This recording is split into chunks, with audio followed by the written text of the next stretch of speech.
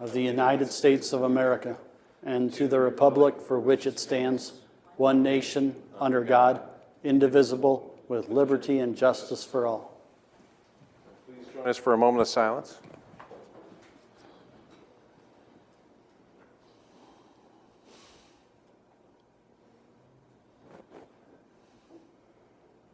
Thank you.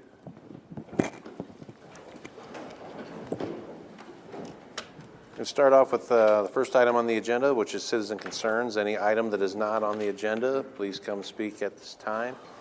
We ask that you keep those items to 3 minutes. Anybody who has their cell phone on, please turn it to silent.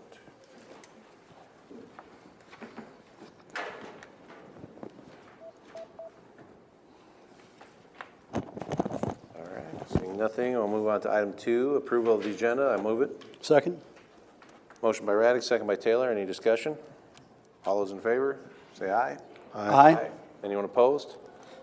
Passes 5-0. Moving on to item 3, which is in the consent agenda. Items 3 through 8 constitute a consent agenda of routine action items to be considered by one motion. Items pass unanimously unless a separate vote is requested by a board member.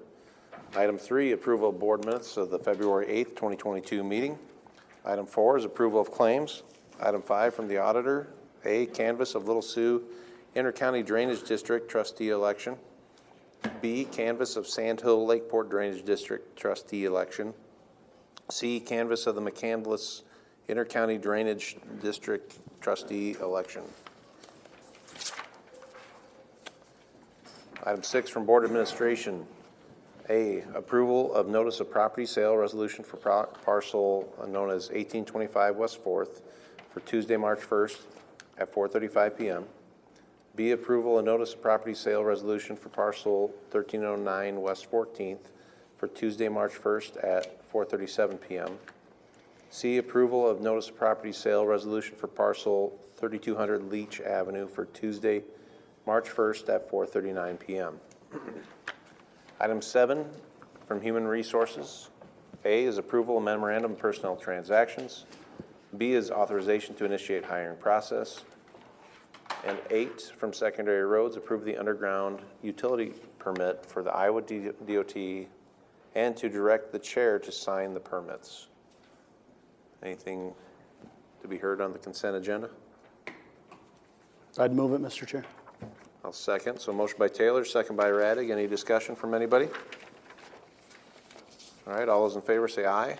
Aye. Aye. Anyone opposed? All right, that passes 5-0. Moving on, let's see. We got 433.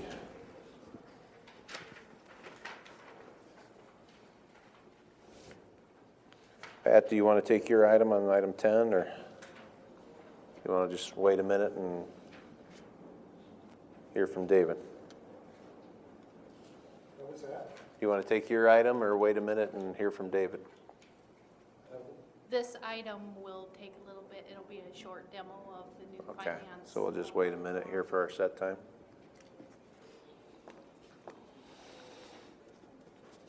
Maybe we can have him give introductory remarks Sure before thing. If you wanna opening. come on up there, David.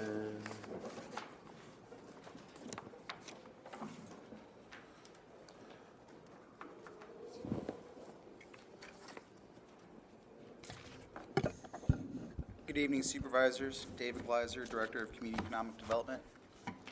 We in a public hearing? Not quite yet. Just if you wanted to give introductory remarks.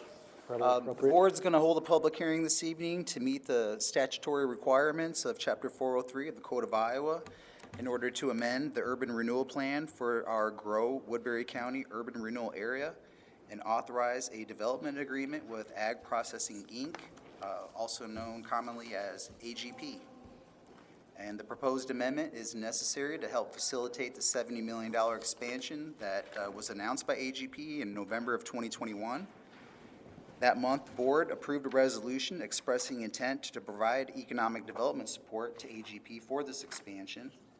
And the county's support for the project is going to come in the form of $1 million in tax increment financing rebate payments made to AGP over 5 years and up to $10,000 in legal and administrative fees. So we're now at 4:35 to have that set time for the public hearing. So we're now on a public hearing on the proposed amendment to Grow Woodbury County Urban Renewal Area, which is 9A on the agenda.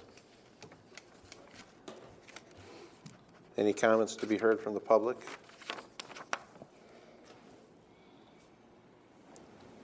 Hearing none, Mr. Chair, I move that the public hearing be closed. I'll second. Motion by Taylor, second by Raddick to close the public hearing.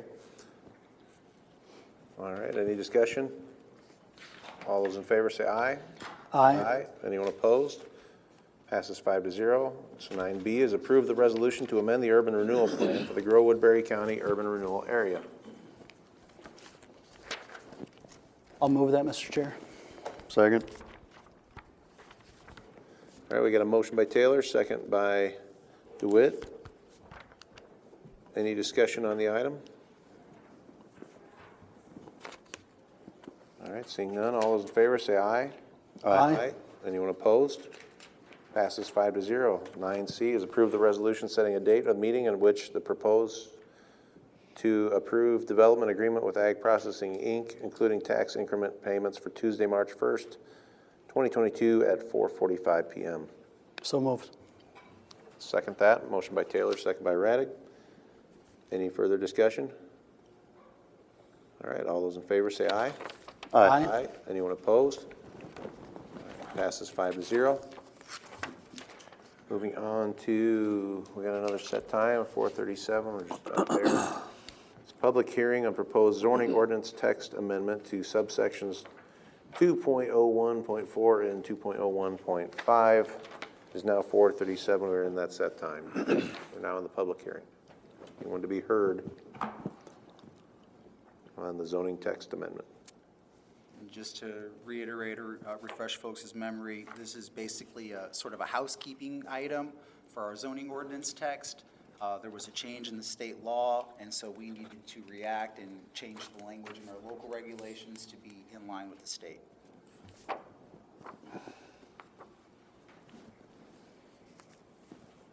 Move that the public hearing be closed. Second. Motion by Taylor, second by DeWitt to close the public hearing. Any discussion on that? All right, seeing none, all those in favor say aye. Aye. Anyone opposed? Passes 5-0. Moving on to adopt, item E, adopt the ordinance by waiving a third reading, moving to conduct the second and final reading today. Go ahead. Any issue with that, Joshua? No, that's something you can do. You just need a separate motion to waive the other readings and then one for the approval. I'd move to waive the third reading. I'll second. Motion by Taylor, second by Raddick. Any discussion on that? All right, all those in favor say aye. Aye. Anyone opposed? Passes 5-0. I'll move to conduct the second and final reading today. And adopt the ordinance. Yes. All right, I'll second that. Motion by Taylor, second by Raddick. Any discussion? All those in favor say aye. Aye. Aye. Anyone opposed? All right, that passes 5-0. Thank you. Moving on to item 10 from the county auditor and deputy auditor.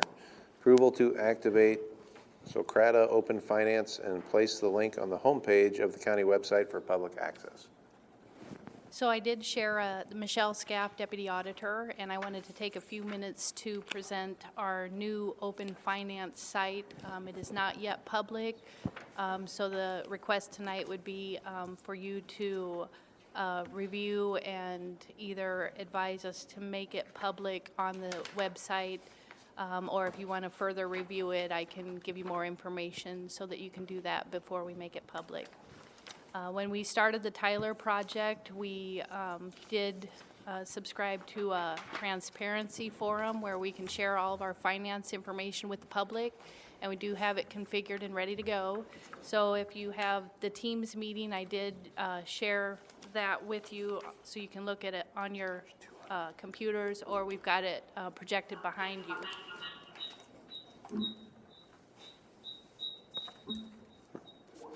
So what this is it basically compiles all of our finance information, revenues, expenses, payroll information without employee names.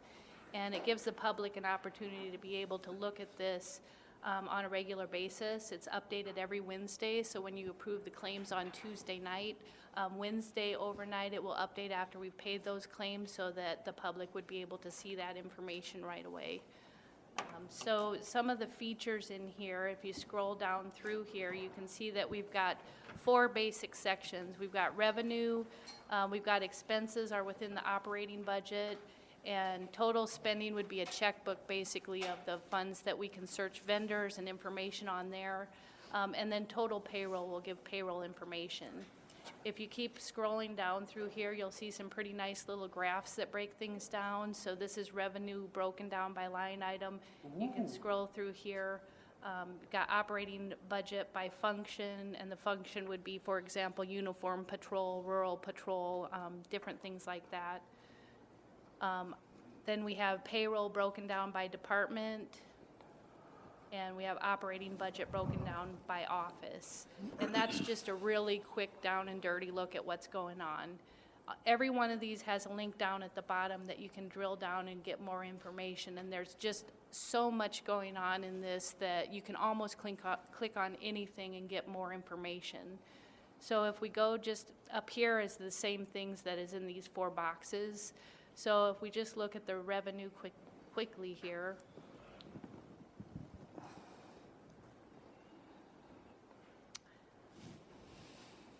the revenue, and I'm kind of limited with the laptop resolution here, but we can sort by fund type. We can sort by fund so that you can see your general basic, general sup, the different funds there. You can sort by office, so if you want to drill down to treasurer, county engineer, board, so forth, all of the offices are listed here. And this is not only the county, we have district health, conservation, all of the offices that we pay bills for will be in this system. I also sent this to all the department heads in all of the offices for review and asked for their feedback, and I've had any feedback of concern has been addressed, and there has been no other concerns that have been brought to my attention. So if we just kind of drill into these, function is another item, and like I said, that's more specifics that you can look up, like uniform patrol and some of the different specific lines. And then line item would be basically your budget line. So if we just kind of look at the sheriff's office for revenue, you can click on sheriff, and you can see where the sheriff's revenue has all come from here. You can see what the budget is versus what the expenses are. And there's a lot of neat things. You can go into charts and you can look at it in a chart view. It's the kind of thing that you could just spend hours, and as much as I've been in here, I'm finding different things in it every time that I go in here. Very user-friendly, you know, there's really no training for anybody on this, because we want the public to be able to just get in here and click on it and be able to find things and see what's going on. So if we go back to the home page, and that we want to look at the expenses, we'll go into the operating budget, and we can explore the operating budget in the same way. On this one, we have the same items. We have the fund, we have the function, we have the office, and we have the line item. Personally, I found that the office is the best way to search because I kind of want to know what's going on the office level. So you can go into the office, and then you can drill into it further by office by looking at that. You can also change fiscal years up here.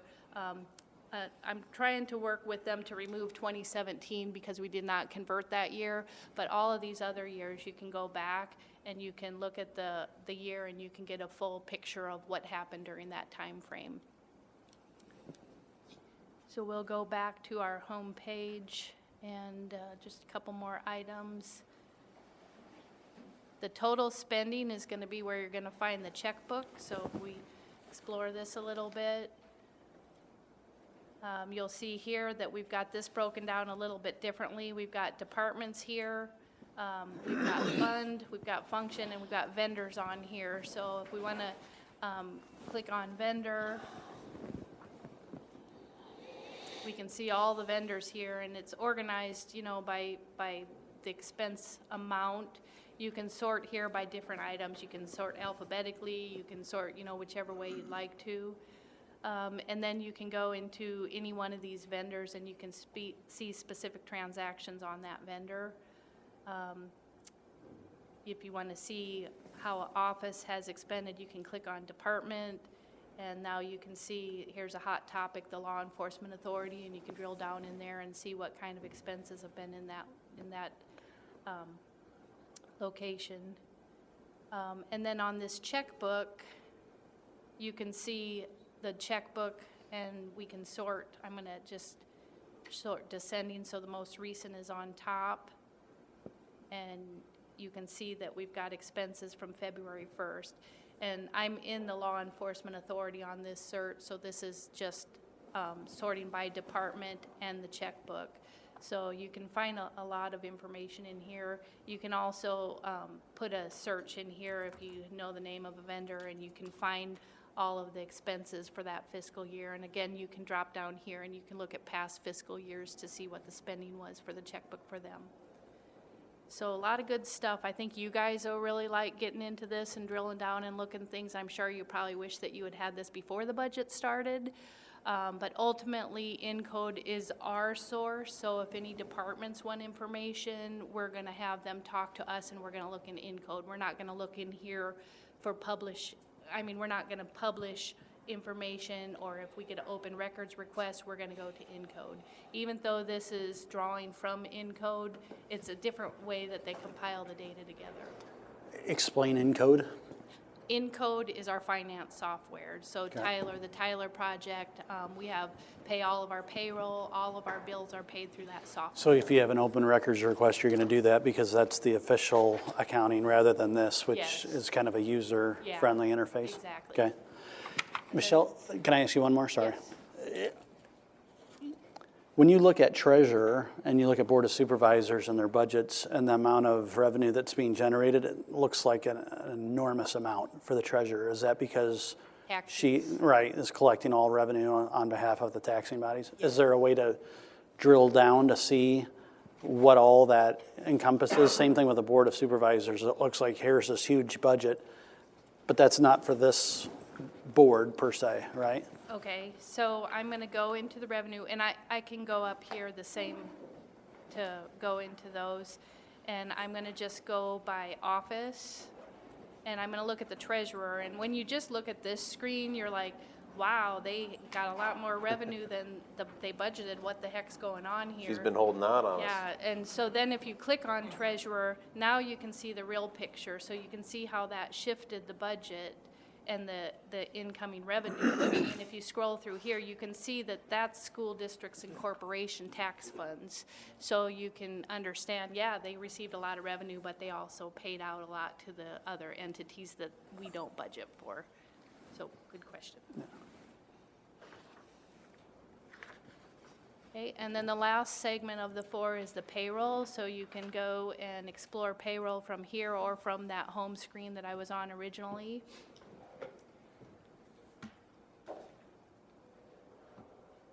And the payroll is broken down by department and position and employee.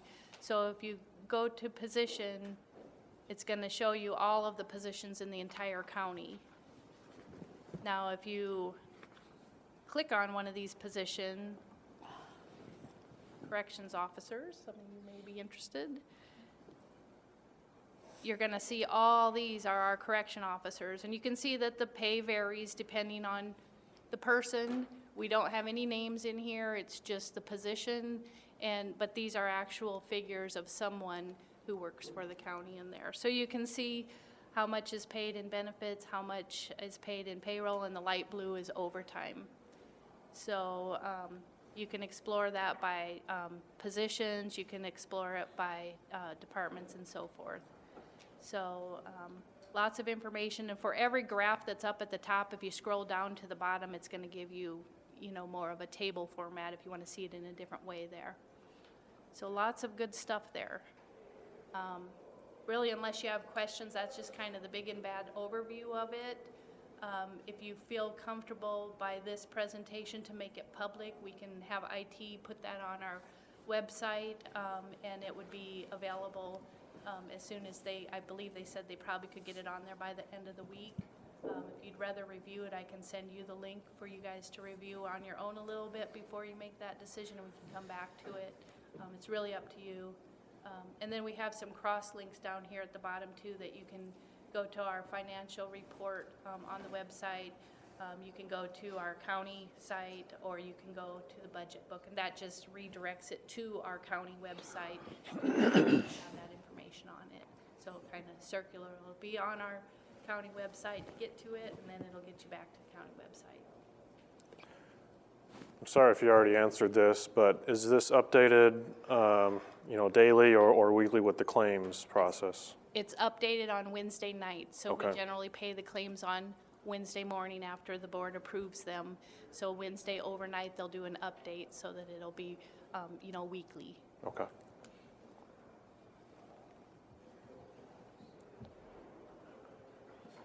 So, go ahead. I think this is an incredible win for transparency, and commend Pat, your office, and Michelle for your work on it. And I don't think we need to review any more than we've seen right now in order to approve this. If it's ready to go, I think it's a great thing for the public. So I would move to approve. I'll second that. Does look like it's incredibly easy to use. Which, One other thing I was thinking about is, several years ago, we used to have the Taxpayers Research Council be pretty active in reporting figures from our budget books, which weren't very user-friendly, and that was a good help to the community, and they, would have representation here sometimes and digest some of the big dollars we're figuring, and I think this helps to fill that void, allows everyone to take the data into their own hands, and, if they have questions, I'm sure there's, it's a lot easier to answer questions when everyone's looking at the same facts, which can go a long way, so appreciate it.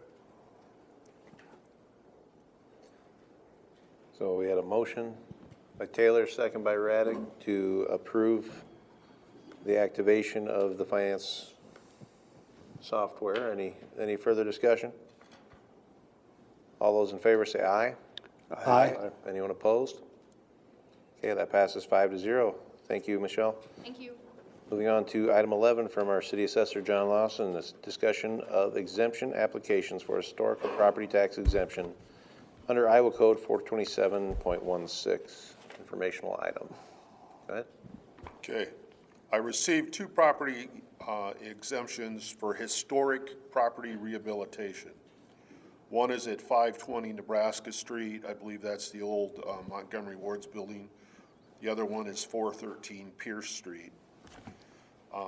Under section 427.16, first, the board has to annually designate real property in the county for a historic property tax exemption. I talked to Karen, and she didn't believe it had ever been done. If you go to 427.16 sub 3, before you can designate property, you have to actually establish priorities on how the exemption's going to be granted if you do it. So again, this is up to you guys whether or not you want to pass, I guess, or allow a designation for historic property. Does not matter to me at all. If you don't, then I can't approve the exemptions, which is, they're already getting historical property tax grants from the city, or from the state, and from federal government. Both buildings have been converted into residential living quarters or apartments on the upper floors, so they're getting rent. The lower floors are not complete yet, but they're developing those into commercial rentals for office space or retail sales. So basically, I just need to let you know that it's there, and you guys can act upon however you want to do it.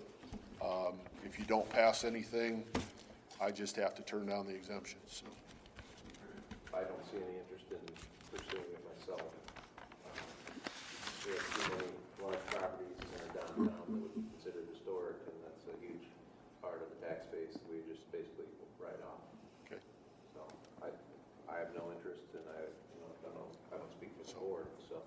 Mine is totally informational. If you guys take it up at a later meeting or whatever, that's up to you.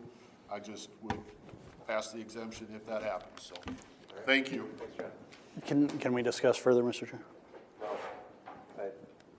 We can discuss, I guess, further, but as far as, I don't know, a willingness to put it on the agenda might be, you know, something if you establish 3 people willing to put it on the agenda, you could put it on then, so. Okay.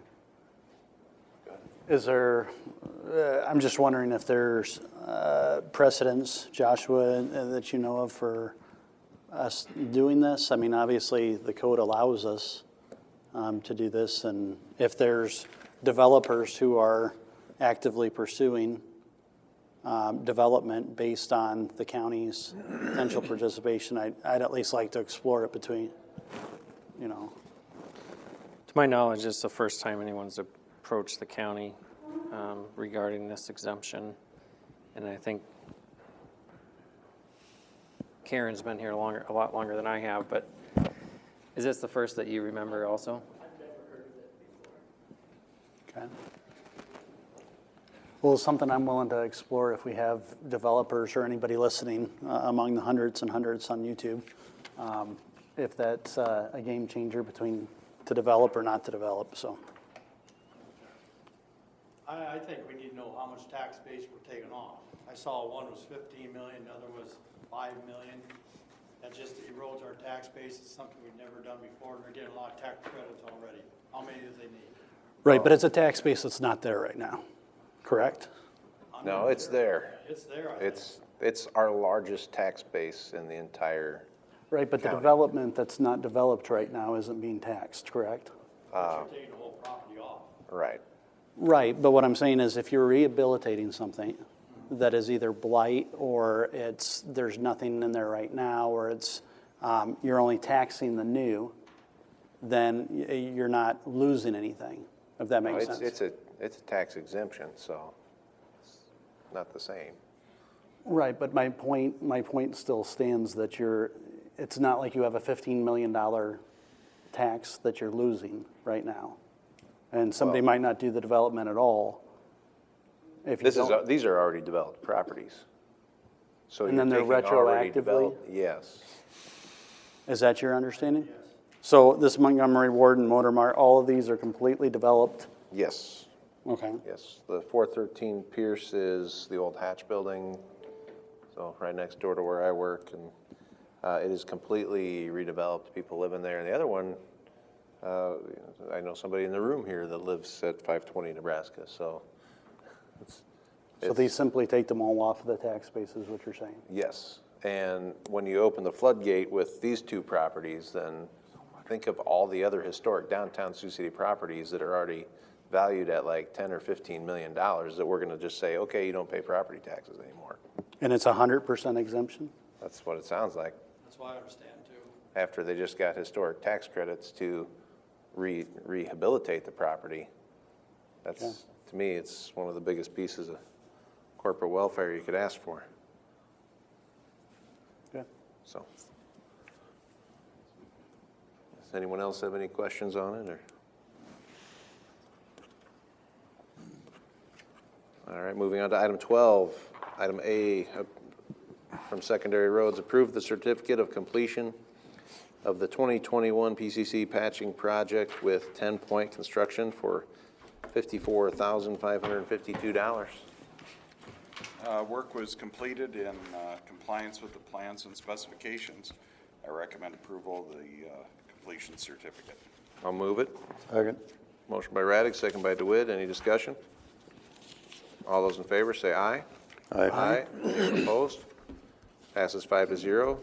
12B is approve the certificate of completion of the 2021 hot mix asphalt route and seal project with Sioux Commercial Sweeping for $62,700. Once again, the work was completed in compliance with the plans and specifications, and I recommend approval of the certificate of completion. I'll move that. Second. Motion by Raddick, second by DeWitt. Any discussion? All those in favor say aye. Aye. Anyone opposed? Passes 5-0. Item C is approve the plans for project number parent 146. Those only require your signature.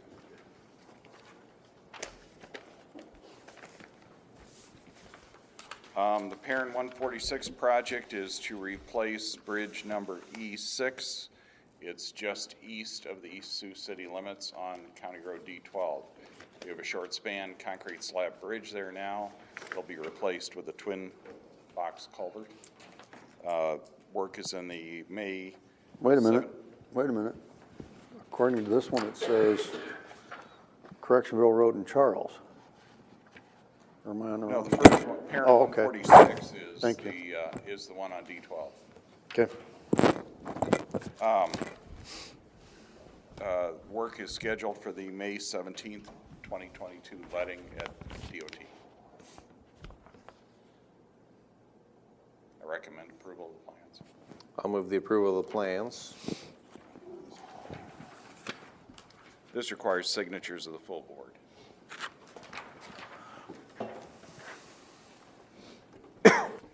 Do I have a second? Second. Motion by Raddick, second by DeWitt. Any discussion? All those in favor say aye. Aye. Anyone opposed? Passes 5-0. Item D is approve the plans for project parent 148. This is the bridge on Correctionville Road, just east of Charles Avenue. This was a bridge that we engaged HGM consultants to design for us. It's a bridge that's being built on a curb. It'll stay right on the center line of the existing road. No right-of-way was necessary to be acquired in this project. Again, it is scheduled for the May 17th, 2022 letting, and I recommend approval of the plans. Move it. Second. Motion by DeWitt, second by Taylor. Any further discussion? All right, all those in favor say aye. Aye. Aye. Anyone opposed? Passes 5-0. Item E, approve the federal aid project agreement for projects parent 148. And then is that supposed to also be 146 there? Or? No, 146 had already been approved. Okay. The board's also approved the project agreement for parent 147. That project had to be dropped from the May letting because the bridge was no longer on the qualifying bridge list. In 2020, the Federal Highway Administration changed the definition of eligible bridges. The bridge that's project 147 fell off of the list. We'll see where it's at upon the next reinspection. We signed the agreement for parent 146 in June of 2021. We now have the agreement for parent 148. We moved project 148 forward just to keep our workload relatively equal, and both projects are roughly $1 million estimated cost for the bridge replacements. So I recommend approval of the county federal aid bridge agreement for parent 148, the Correctionville Road Bridge. I'll move that. Second. Motion by Raddick, second by Taylor. Any further discussion? All right, all those in favor say aye. Aye. Aye. Anyone opposed? Passes 5-0. Pat's signature. So you're on the right side. All right, thank you, Mark. Thank you. That's all I have. All right, moving on to item 13A. Board of Supervisors, Matthew and Jeremy, approval to authorize up to $215,000 state and local fiscal recovery funds to provide a one-time retention incentive of $860 per full-time union employee. Thank you very much, Mr. Chair. So this item seeks to provide parity between our hardworking bargain for union and wage plan employees. The item's not intended to be an end-all or a be-all, but it represents, I think, a compromise and a balance between the taxpaying public and our hardworking employees. So the basis for this use is SLF-RF as a retention incentive, which is a legally allowable usage of the Department of Treasury's final rule. Keeping in mind the FY23 budget currently provides a 4% increase for non-union employees. So we came to this because this seeks to add about an average of 1.5%. For those who have locked in union contracts at 2.25% to 2.75%. So it's a retention incentive. It's not perfect, but as I said at the end of the last meeting, I've never liked when either elected officials or wage plan management is at a higher rate. And reopening at this point, with today really being the last day we can even do anything budget-wise, to me is at least the least we can do. I would also say a couple of other things. We approximately have 240 full-time union employees, and this would cover all of them. Plus, I'm open and amenable, I believe that we are, to having this look at those who are part-time on a pro rata basis, but not seasonal. In other words, I've learned that we have bargained for employees in juvenile detention, for example, and I don't want to exclude them from this. So those are some opening comments, and I'd pass it to Supervisor Ung if he has others. Thank you. So we cooperated on this agenda item. Kind of to echo the sentiments, I'm not under any illusions that this is necessarily going to make everyone as happy as I otherwise hope to see them, but I do think it represents a fair step that I believe the majority of this board would be willing to support. Obviously, you had a discussion on wage plan centering at, a lot of the discussion centered on inflation. Inflation is now actually 7.5%. I supported a higher number. Some other board members supported a lower number, but we came to what we came to, and that was 4%. That is greater than some other regional taxing bodies have offered, and understandably, there was, the perspective of the union groups that had been locked in and could not foresee such wild inflation numbers. And so we looked at how to just make this, to introduce some parity. And so that's why we came up with the a use of fiscal recovery funds under public health and economic impacts is how it qualifies, specifically worker retention incentives. This will be a one-time payment processed on or around, we propose April, just to get all the financing in order and get all the payroll records correct. We looked at about 240 full-time employees. I do think it makes sense to include part-time union employees on a prorated basis based on number of hours worked, average per week. That can easily be done. Again, I think it represents what's possible with this board, and I think it's fair. Certainly, we want to have go out of our way and to the extent that there is parity between wage plan and union, based on what this board supported. Over the weekend, we've been having discussions and getting feedback on a lot of these. A lot of our groups are between 2.25 and 2.75. There's not a. It's hard to find an average. I mean, obviously, it looks like it's about 2.5, but we understand that there's, the way this is presented could result in some under 4%. And so there's no perfect medium to this. What I would suggest is to err on the side of increasing the 2.25% level to the 4%, which would mean that we'd be going from a 1.5% incremental increase to 1.75%. Speaking with HR, we know that what the average annual base compensation is in the county. That is why we came to, we use that as the base. We multiply it by the incremental percentage. It's not going to be perfect because everyone makes different amounts. But that would result, if we're going to 1.75, approximately $1,000 per full-time union employee, prorated down for part-time employees. This is something that, in my mind, would set the stage for next year. This is a use of one-time funds, of course, but I don't think we're going to spend all these funds in 1 year. And obviously, the different bargaining groups come up at different times and different schedules. So that'd be my proposal, is to go up to that amount. That would authorize, I think, up to $250,000 based on 250 or 240 estimated full-time employees. That leaves a cushion which we can use to pay the prorated amounts for approximately 15 part-time bargain for employees. So with that, I guess I'll open it up to the rest of the board. I have nothing to add. If you'd like to make a motion, we'll start discussion. Can I just clarify one thing?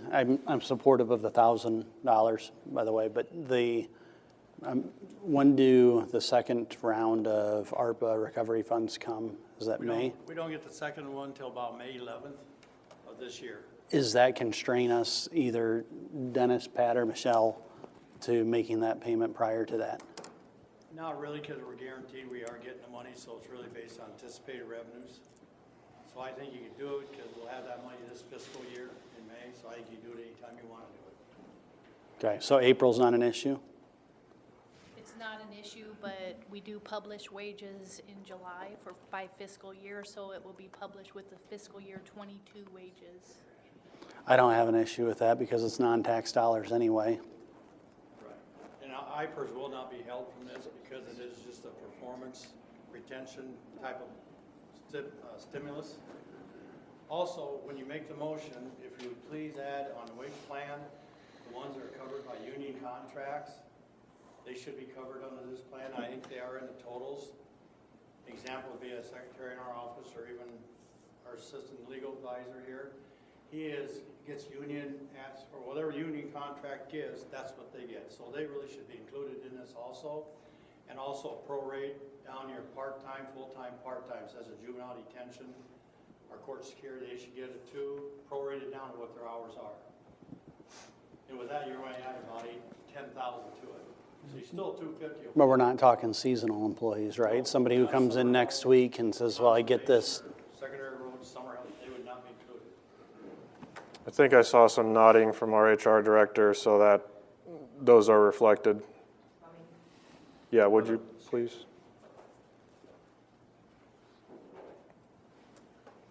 These would be regular, part-time, or full-time employees, and they do fall under the contract wages, though they're not in the contract. For example, my team in HR cannot be in the union. So, but they do follow the ASME contract. So those are the employees we're talking about, and they are included in the 240 number. Okay, thank you. And so we would be looking at more limited exclusions in our idea here. Obviously, other governmental entities that manage employees that are ours of record, we wouldn't go above, double up on Rolling Hills employees, for example, and anything else you can think of. No. I concur. I'd like to ask a question. Yep. So we do have salaried individuals who are in the AFSCME contract in the attorney's office, so will they be included in this as well? Are they getting 4%? No, they are not wage plan salaried, they are contract salaried. Yes. Yes. So let's talk about who we're excluding, if that's okay. Elected officials, wage plan, Wage plan salaried. wage plan salaried, and irregular part-time. That's an unartful way of saying seasonal. Seasonal part-time. Okay. So just so we're clear, we'll make a motion. I'll move to authorize up to $250,000 in state and local fiscal recovery funds to provide a one-time retention incentive of $1,000 per full-time union employee and a prorated amount for part-time union employees, excluding elected officials, seasonal, and temporary employees. Second. Okay, now let's hear, Well, motion by Young, second by Taylor, and anyone else from the board to be heard on that? Can we just make sure we get that spelled out very, very clearly? We'll get some legal help with that to make sure that that is being implemented the way that we intended. Yeah. Anybody else to be heard on that?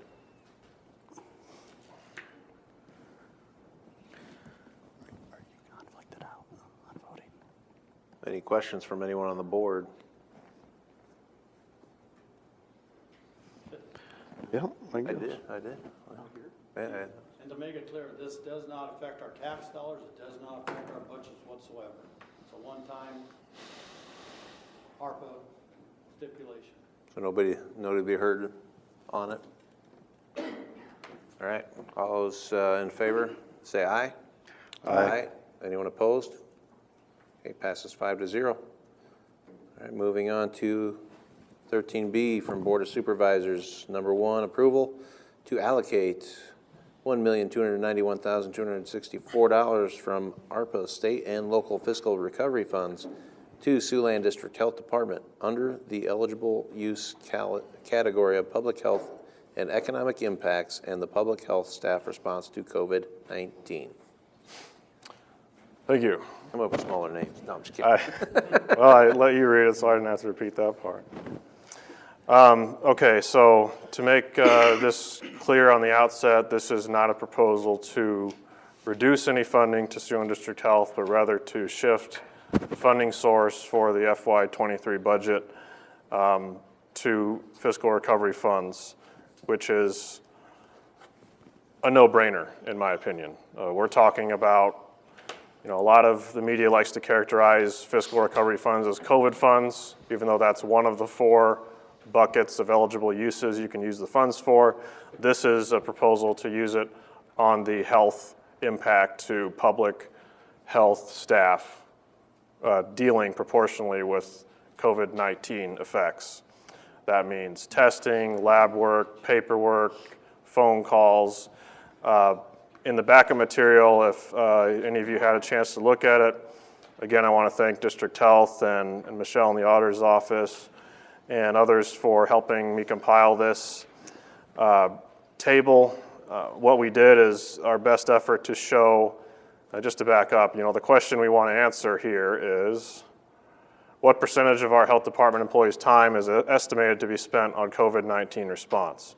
And we want that answer because that is the amount that we can appropriate from fiscal recovery funds. I've attached the about 9 pages of text from the final rule and the overview, so you can read all that if you like.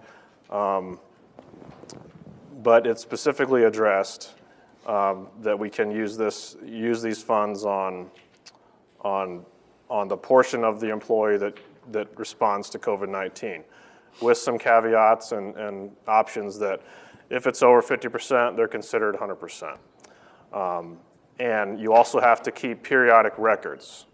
What does that mean? Does it mean annual? Does it mean biannual? We're looking at this initially on an annual basis, and we are proportionally estimating this, so we're not saying last week an employee was 80% dedicated to COVID, so for the whole 5 years, that's what they are. This report in the backup shows the quarters going back to second quarter of 2020 as far as responding to the pandemic by position.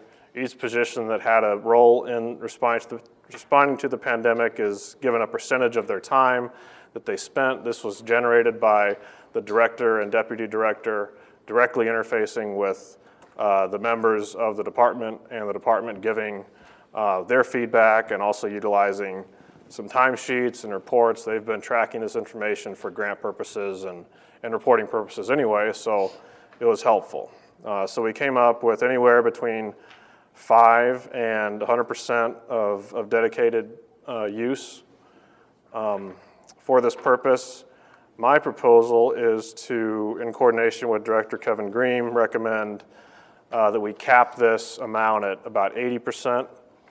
So we're not going to dedicate any more funds beyond 80% of their payroll because unique to District Health, they receive different grant sources that require attribution of their time and their hours spent in order to get these funds, and they can't be double covered by other governmental funds. So if we attributed 100%, we'd be using ARPA funds, but we would be precluding them from using other grant dollars as they come in throughout the year. And those are unknown, especially until June of this year. So we're capping it at 80%. Just for simplicity, I'm proposing anyone less than 5% average is excluded.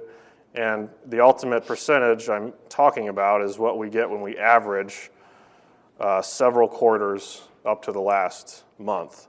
And one other point to note is that the ARPA final rule allows total compensation and benefits to be paid for. So if it's 80%, it's 80% of someone's wages and their health insurance and their dental insurance. So this is going to be a very helpful way for the board to, in the short term, bridge the budget gap we have this year in a responsible way that I would propose allocating the same amount of money into reserves, into a restricted account, which is just to say that we're dedicating these funds to pay for basically these same expenses from district health next year if we do not use or cannot use fiscal recovery funds in the same manner. The reason why I would propose the secondary motion to reduce the allocation of district health is that we can't use fiscal recovery funds to build up reserves in this entity. So if we didn't do that, we've allocated money already. That would increase their reserves past, certainly we give them 25% reserves. We make sure that they have that. They often end up with more than that, but we can't use these funds by rule to actually inflate their reserves. So this will be a proportional benefit to the taxpayer this year, and I think should be the least controversial use of fiscal recovery funds, but I've been wrong before, and people can get mad about anything. Fully supportive of this agenda item. Thank you for bringing it forward. One of my regrets of last year was missing some of the controversy that you all had. So I would say of all the things that we're putting forward, this is definitely the strongest thing that you could use this funding for. And I think next week we'll have some other broad brushstrokes on diversified uses of ARPA funding to include ventilation systems and other enumerated uses. But this one, I think, is a no-brainer and good all around. Any questions I can answer from anybody? No one's got a question. Let's move forward to the motion. I'll move to allocate $1,291,264 from ARPA state and local fiscal recovery funds to Siouxland District Health Department under the eligible use category of public health and economic impacts and the public health staff response to COVID-19. Second. Motion by Ung, second by Taylor. Yes, Joshua, this all makes sense from the legal standpoint. Yeah, we've had a lot of discussions over the last week, and as I think Jeremy said, this is a clearly eligible use of, it's COVID funds going to fund those that are directly fighting COVID, so if we're not okay on this one, then yeah, we're in trouble. All right, any other questions or discussion? Seeing none, all those in favor say aye. Aye. Anyone opposed?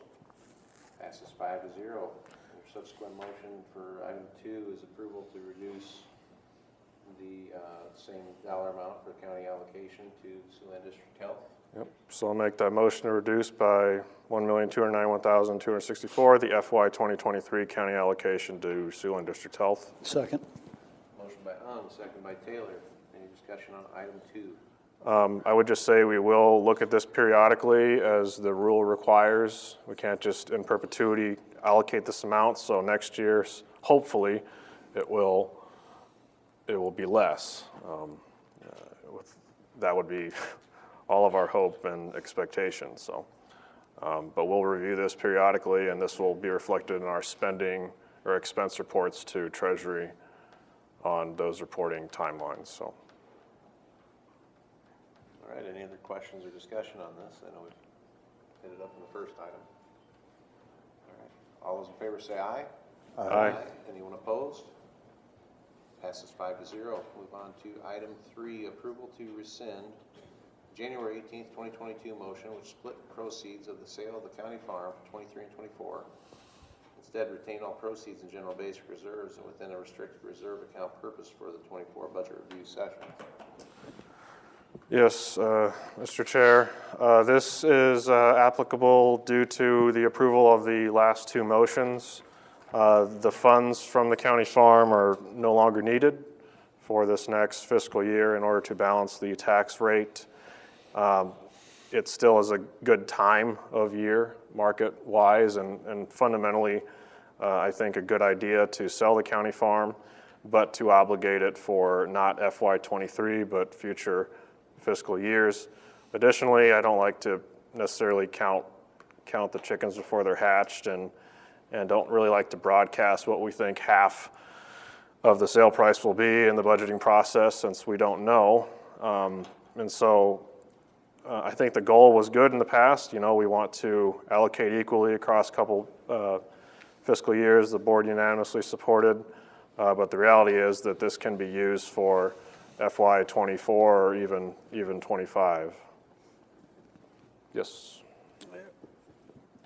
I like this, and another reason is, what was the budgeted amount that we have for the new jail staff for the rest of this fiscal year?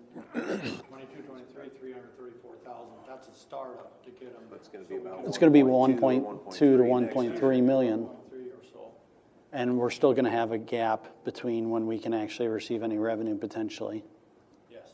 So this, to me, is wise because it sets us up to be able to at least mitigate some of that, where it's not needed to keep the, tax rate flat this year.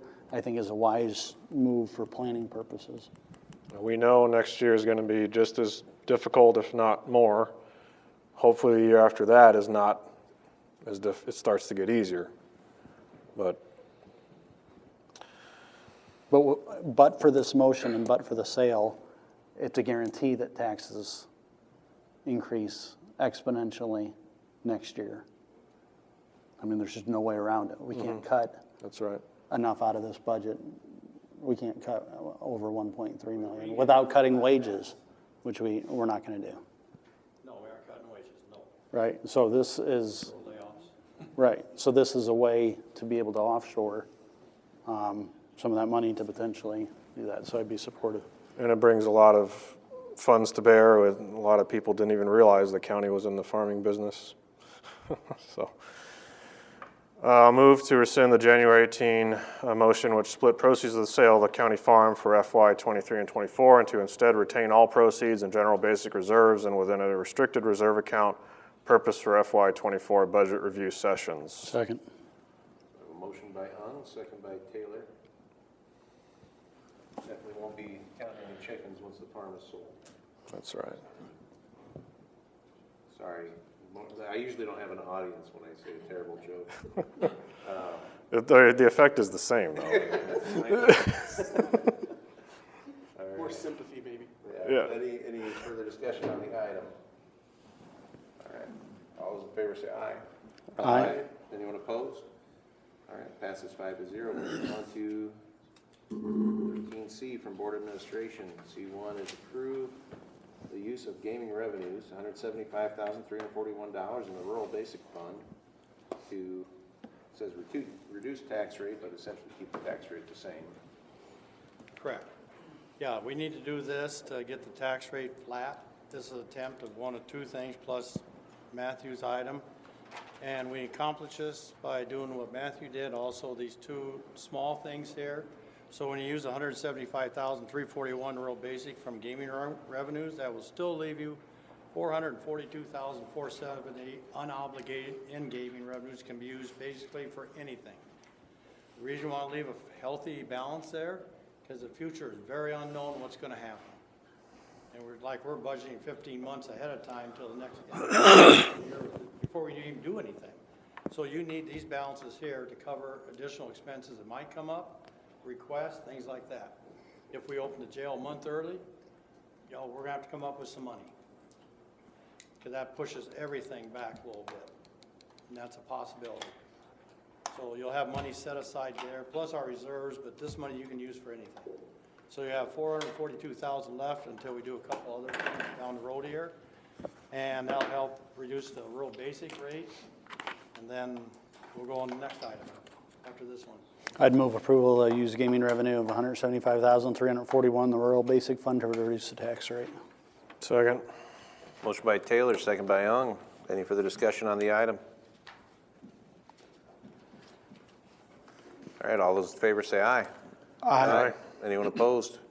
Passes 5-0. Moving on to C2, approval of the use of lost revenues, $100,000 in the rural basic fund to reduce the tax rate. Okay, this will help us sustain a flat tax rate with a combination of the previous two items, and that will leave in the local option sales tax fund, $150,000 unobligated. Again, you can use that for future costs that we don't have a clue really what's gonna happen down the road. We'd like to, there's no crystal ball.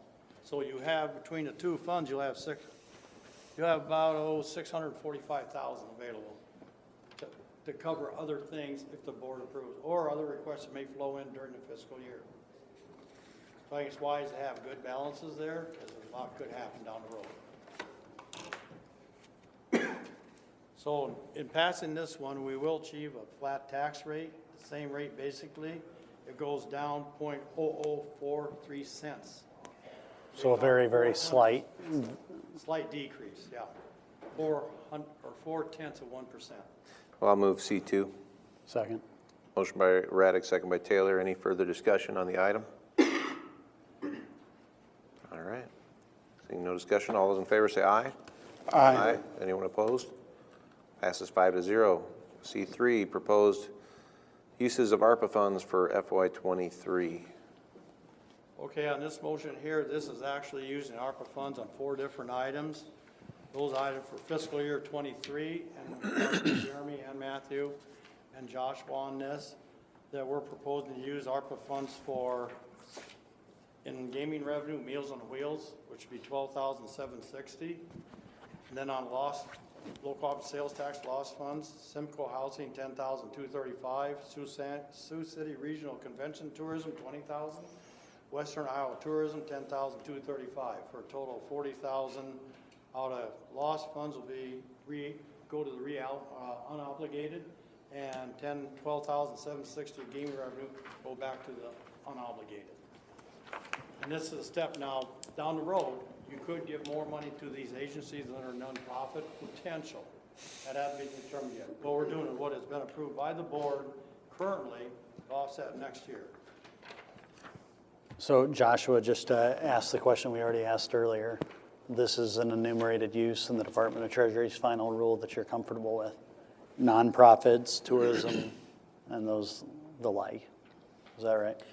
Yeah, it's something that I am comfortable with it. I think there's the regulations are broad in certain areas, and there's some extrapolation that has to be done, but looking at the intent and the categories that are listed, I think that these are ones that carry out what the purpose of the funds are for, and I'm comfortable with them. And the reason I ask that question and ask it publicly, I just want the public to know that we've really been taking some time to slowly and judiciously vet these, so these aren't ad hoc, willy-nilly. I mean, we're trying to make sure that we're proceeding cautiously and carefully to comport, favorite word, with the rules. So it's copacetic.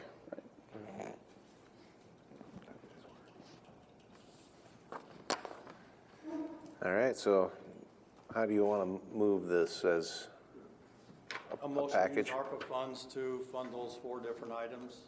Gaming, 1 item, and then the other one would be 3 items. All right. And if we need to in the board minutes, I get with Pat and we go by individual grouping. Do we need to do a total amount, Pat, or? Okay, so we'll move to use the funds as discussed. Second. All right, so motion by Raddick, second by Taylor. Any other questions or discussion on this item? All right, all those in favor say aye. Aye. Anyone opposed? Okay, that passes 5-0. Moving on to C4, approval to set the public hearing for the maximum property tax dollars regarding the general fund and rural fund to be held March 8th, 2022 at 4:40 p.m. Okay, even with a flat rate, because of the increase in valuation and everything, we're actually gonna ask for tax generation of actually less than what we could have generated if we used the full new money. So with a flat tax rate, our general fund, which you combine general sup, it's 4.79% increase. In the rural basic fund, it's 3.44. With that said, we still have to publish, whether we go over the 2% or under 2%, you have to publish this little item right here that shows what our maximum tax levy is gonna be. So if there's any changes, say at the public hearing, any other changes might come about, will happen, we can either reduce the flat rate or we put the money back in reserves. So preferably go back to reserves, whatever we do. But in this case here, we'll have to have a super majority, which means 4 out of 5 votes to pass. It's different than if we're under 2%, it'd be simple 3-2, simple majority. But when you go over, it's gonna be super majority. But we wanna really keep the tax rate flat because everything we levy this year is calculated in the next year's 2% cap. So we aren't asking for all the money that we could have, or get a flat rate, which will even save like, I think, $121,000 we could have taxed for. I'd move to set the public hearing for March 8th at 4:40 p.m. I'll second. Motion by Taylor, second by Raddick. Any other discussion on that? I do want to thank everybody involved. You know, obviously, Dennis, this is kind of your biggest, baby that you take care of every year is the budget, and a lot of, There's a lot of people go into this. A lot of- Department heads, elected officials, employees, everybody is consulted. it's a lot of work, a lot of meetings, and just want to thank everybody involved on that. All right, so any other discussion on this? All right, all those in favor say aye. Aye. Anyone opposed? All right, passes 4-0, or 5-0, excuse me. One of us got lost, I guess. Just me. Item 14, reports on committee meetings. Go ahead. Thank you, Mr. Chair. So at a Conservation Board meeting, it was a very good meeting and a discussion on golf carts and how those are prohibited because they're not registered and insured, and there's actually state road that goes through. So that's something that the Conservation Board was not comfortable allowing because it's currently prohibited anyway by code.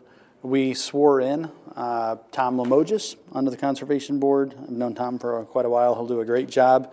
Didn't realize 19 of our 36 wage plan employees actually fall under conservation. So that was good to know. And the Browns Lake project, water's done to all the sites. They're having a public meeting with landowners. Concession stand and beach project continue to move along. I will, for the good of the board, give you a heads up that they are very interested in revisiting the item on the MOU with the breezy land. I said that it may be helpful to have a Conservation Board member or two to come as well, and they're passionate about that for the future. And it was kind of a little bit of a split on this board, or at least a discussion item. So it's one that they'd like to have revisited sometime in the future. Their understanding of exploring all possibilities. I did let them know with ARPA funds there seems to be a little more restriction potentially when you're entering into agreements with other communities. That's not just purely in the county with water and sewer. Something I discussed a little bit with Joshua. So just note that may come back as a discussion. So, and then I thought we had a great Farm Bureau meeting. Talked a lot about roads, budget, and so on. 12 people, and I thought it was really, really good. So I think they appreciated, and they were understanding of various reasons why everybody couldn't come, so. And then one last one, on conservation. Last year, in 2021, there were 177 people who visited in January. That's up to 500 now. So I think the COVID stuff is we kind of have a bounce back now. It used to be 800, it dipped down to 177, now we're back to 500. So it's not back to pre-pandemic levels, but I think we're kind of getting there. They were kind of lucky, though, with less snowfall. There's more incentive to go out and drive in the county, too, so you can get to those county parks a little easier. Yeah, and these, and I'm sorry, these are programs that they actually were so putting this is on. out So at, Dorothy yeah, Nico. yeah. Okay. Sorry, I should have said that. Yeah, All right. that's all I got. Yeah, and I was not able to be at the Farm Bureau meeting because I was in Des Moines. I went to the statewide supervisors meeting, a one-day conference, which I actually enjoy more than the ISAC general meetings, just because there's all supervisors and there's items that everyone can address as a group.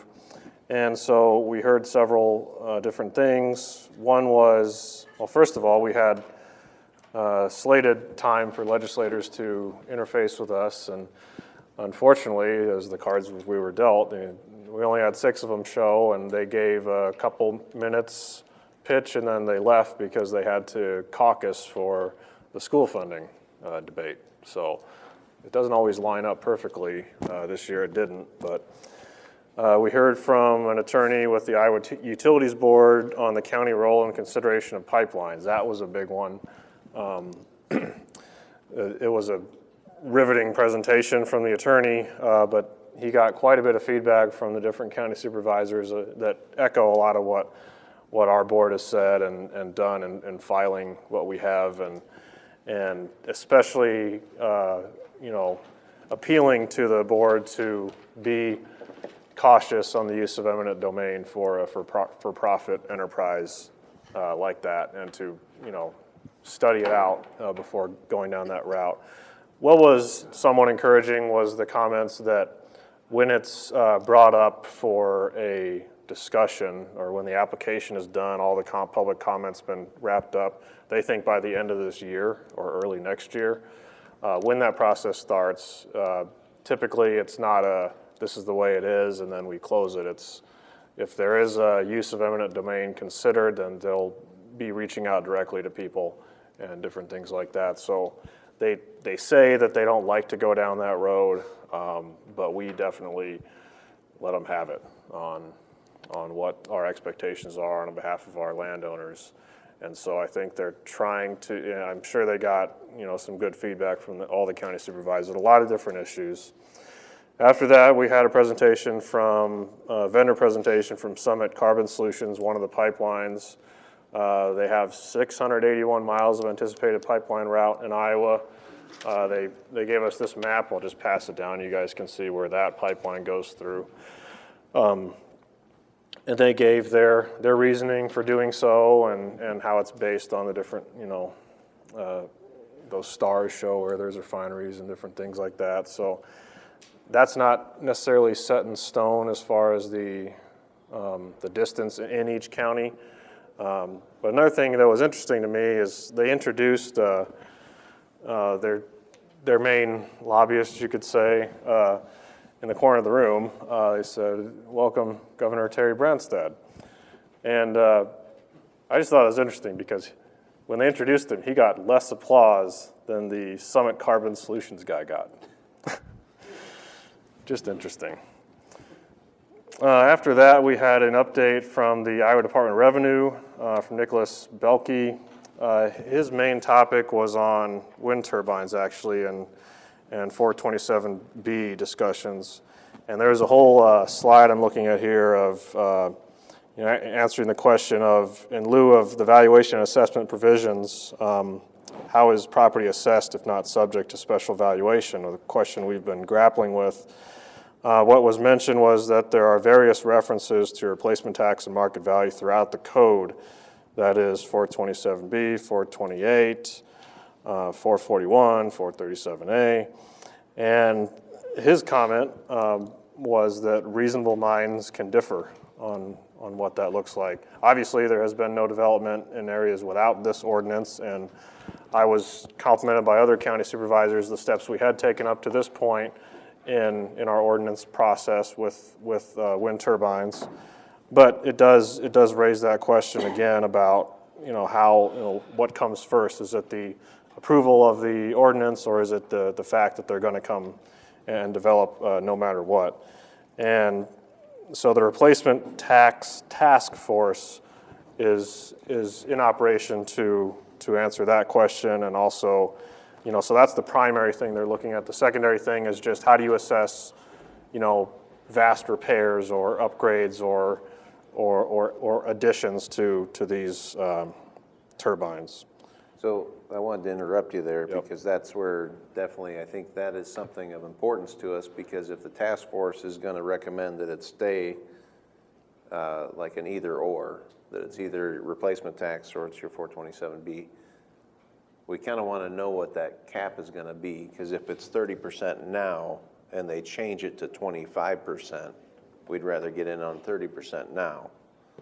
And if it's going to be something where it's up to the discretion of the board in the future, well, then we hold off and wait till then. So I guess if we could find out who's on that task force or who we need to. That's a fair point. And there was one county that spoke up that had actually repealed their ordinance in this manner. The caution from them and also from the presenter was that you're locked into 19 years of whatever you do. The members of the task force are published. Craig Polson, former Department of Revenue head, Julie Royson, and others. So there's a list. The only other thing I would say, for those who aren't able to attend, we did hear from the dozen who were at the Farm Bureau meeting pretty vociferously that did not want to see these incentivized in any form, shape, or fashion. Now, just a dozen, but for whatever that's worth. Keith and I had a good disagreement and left friends. Well, what's the bigger incentive? Right. Well, it is an open question of are they going to upend other things like the 30%, or is it just simply going to be a clarification of all the cross-referencing going on? Because you had a lot of people in the room talking about it, and no one stood up and said this is ironclad. So. And then we had a presentation from the Chief Justice on how it's been difficult during the pandemic. Then we had an update from the ISAC Government Relations Manager specific to ARPA. A lot of counties, got less than the $10 million standard allowance, and so they were just sitting in the room and kind of on their phones because, a lot of them had put in a lot of work, unfortunately, to figure out their revenue loss according to this complex formula, and then the final rule comes out and says you can take a standard allowance. So that's all out the window. So that was addressed, but also I did ask some questions that we were having with ARPA. I got some favorable responses as far as how we're using it for district health and different things like that. There's all these open questions about what does periodic mean? What is, how is these things going to be tracked? And is there going to be any involvement that we know of as far as auditing that's above and beyond what is current? And this relations manager speaks to legislators every day, and his comment was, at this time, there is no knowledge or goal that they see that there's actually going to be, your relationship with the Iowa Department of Revenue or Treasury is going to change. It's going to be the same process that you're used to. There's not going to be a special department set up and things like this. So they continue to urge reliance on your own attorneys and your own reading, and just simply keep track of your work and just be reasonable, like I think we did with district health. We averaged all the quarters, so we're not trying to cherry pick any statistics. So that was helpful. There was also another reason I went is to give our feedback on how concerned we are about the Senate side of the bill for the tax, for the flat tax, proposal and all the funding. being at the expense of local option sales tax.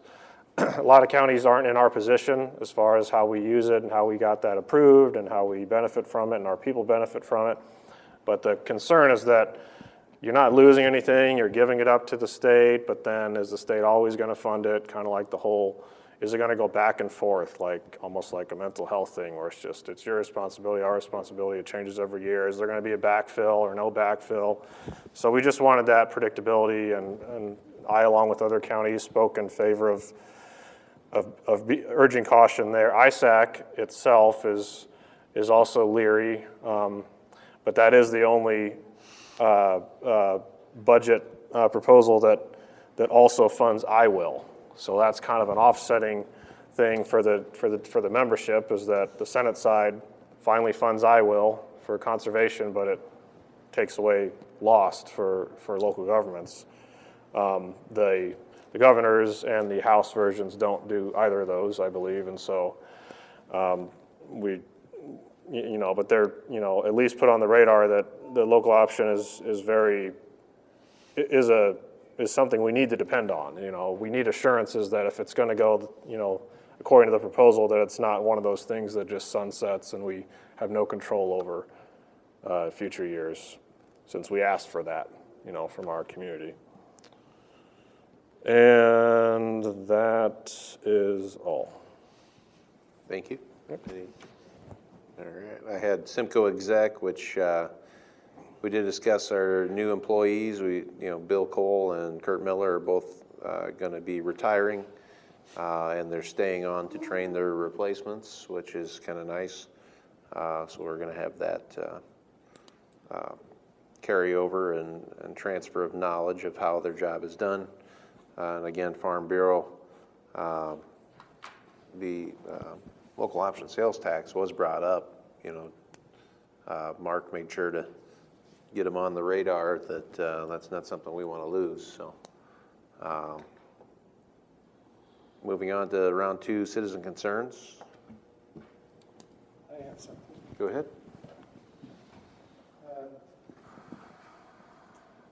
Watching what occurred here during the budget process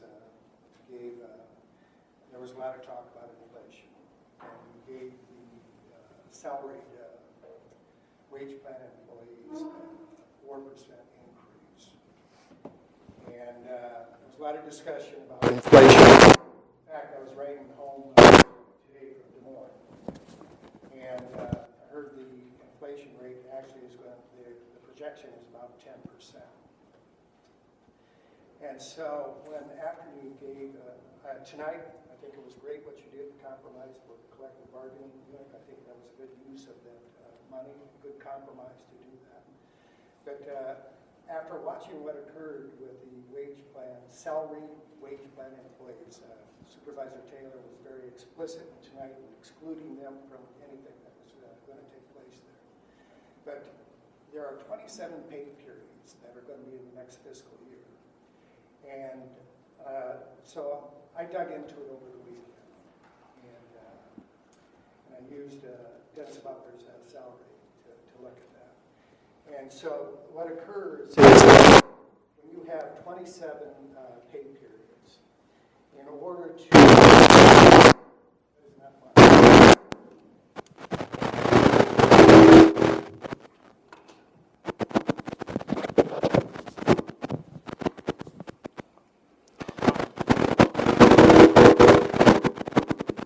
Can you shut yours off and we'll see what happens? But during when I looked it over, the 27 pay periods, you have to have 3.85% to make up that difference of the extra pay period. Okay.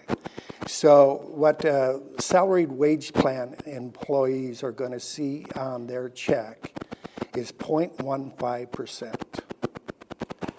So Dennis Butler, taking Dennis Butler's salary, per pay period increase for fiscal year 20 for July 1st of 22 to July 1st of 23, his per pay period increase is $5.95. That's less than $3 a week raise for that person, what they're going to see on their check. And so when those folks, all those wage plan people left, thought they were getting 4%, thought they were going to see it July 1st, they will not see any benefit until July 1st of 2023. They are going to go about 16 months with that kind of a raise. They will see in July 1st of 2023, they will see a benefit for their pay period check, but they will not. 0.15% is what they will see. And so I had a meeting yesterday, and unfortunately, it was late. Late notice, and I invited Supervisor Ung to that. And some department heads weren't able to attend. But it was evident is that those folks all thought they were going to get 4% July 1st of this year, and they are not. The 27 pay periods. We sent out a notification of that, but people didn't understand it. And I don't think the board did. I don't think, Mr. Ung, did you understand that? No. No. And so what I'm saying is those folks that when they need the relief most during the next 14 months, where you're talking about inflation at this point, they are not going to get any relief like the rest of those folks that you took care of today. I urge you to consider that. Because we want to be fair, how often are there 27 pay periods in a year, and what do we do another year when it's been 2.75? It's a cycle that occurs every 11 years. It's Great. The difference between the calendar and what you have to deal with. And so what happened in 2020 is that was when it was reported that salaried wage plan people were credited with an extra paycheck on their W-4. They had to pay for that then. But it wasn't like they saw it that year. But folks, the reality is that folks live in a pay period. In fact, Johnson County, I think they are one that provides wages on a per pay period. And so that's how they avoid this issue. So. And this only impacts wage plan? Salaried wage plan employees. How many people is that? I believe that there are 50, but it also will affect the AFSCME attorneys group because they are salaried. It will affect all salaried individuals, regardless of contract or wage plan. I don't get it. Can I try to explain? Sure. Well, maybe you can just ask me a Yes. question. So the board approves 4%. Correct? Why is that not going to affect immediately? Because it's divided by 27. That annual approved salary, once you give a raise to them, then you divide it by 27 instead of 26. Right, but just go slowly with me, because I really do feel like I'm the slowest one. So if it's divided equally, how are they waiting till the 27th period? Why are they not getting that along? And I get how it would be lesser per period. Right. I get that. But how does it follow that periods 1 to 26, you see no increase, and all of a sudden period 27, you see one? You're not going to see an increase because it's 27 pay periods. They will not see an increase. What it is to the county is your fiscal year. You have to pay those employees 27 times in that fiscal year. So it increases the expense to the county, but the employee doesn't see it. It's all good. But overall, they are receiving cumulatively a total of if I added everything up, okay, so I'm a wage plan salaried employee, let's pretend. Right. Okay? If I add up my salary next fiscal year versus this fiscal year, I have 4% more over, if I added everything up. Which fiscal year are you talking about? This gets very No, complicated. it does. And Stay with me. If I'm talking about the next fiscal year, so starting 20 July 1st. okay, July 1st of the 22, Right. Right. 22, right. okay, in which I think I'm getting 4%. Pardon? In which I think I'm getting a 4% bump, I think, yeah, right? And then I take my salary over the 27 periods. right, And I multiply it all out, and I have this number. right. And I take my salary from this year, okay? So ending July 1st of 2022. Ending July 1st of 2023, right. No, ending July 1st of 2022. Okay. Meaning this year, and I'm hoping to get a 4% bump from where I'm at. If I add up all 27 periods total, it's 4% higher than this year. And split years, but you don't, I get what you're saying, which is you're saying, on a week-to-week basis, I'm actually Right. not really seeing an increase. But you are getting an extra whole pay when? Tell me when I got it in my bank. throughout the course of the year. No, I didn't, because I didn't receive anything. So what happens, what about this? Can I throw something out at you? Because Sure. I don't think I'm being dismissive of this at all. I'm really not. What about those people with 27 on the first? Paying them, pardon? That 27 period, we're waiting and waiting and waiting. What if we just put it to what if we double it up? Pay them on The first and the paycheck. 27th get paid at the same time. In other words, you're not waiting. We don't have to do any adjustment to that person's salary on an increased basis. We can all agree that they're getting 4%. Your concern is, yeah, but they're gonna wait 365 days. It's just a matter of when you're doling out the funding that it seems like is the concern. Is that?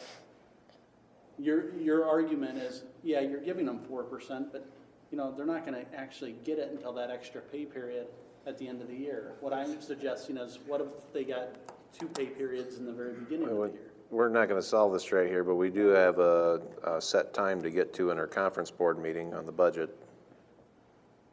I'm just saying, realistically, is that Mr. Butler is going to get in his paychecks, the next 26 paychecks that he gets, he's going to get a raise of $5.95.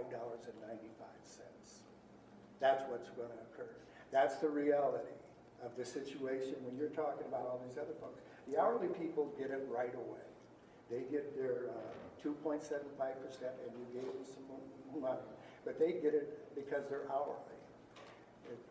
The salary wage plan employees don't get it that way. And what I'm suggesting is, I think that there's a way we can work together to make that parity somehow, some way. It just doesn't seem like it's an impossibility. No, it is complicated. The expense, you have to go. We're not, we shouldn't be debating it here. I brought this We're- to like I said, we're you just- for your information. Yep. And I'm telling you that there's a problem. There's an issue for your wage plan employees, and we should address it. Thank you. I don't disagree. All right, so board concerns, For a second.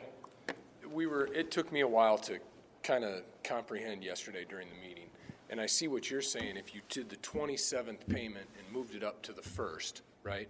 Because the way I was looking at it, or the way I finally kind of comprehended what he was trying to say, nobody's getting shorted the money over a 12-month fiscal year. The problem is people live from paycheck to paycheck as money comes in, money goes out to cover expenses. So the issue, and I hadn't thought of your idea, which, might be a good idea. The only thing I would say the issue is, then at the end of it, those employees are going to go 4 weeks between getting paid. And that becomes the problem. So I don't know what the solution is, but the numbers that he presented they are what they are.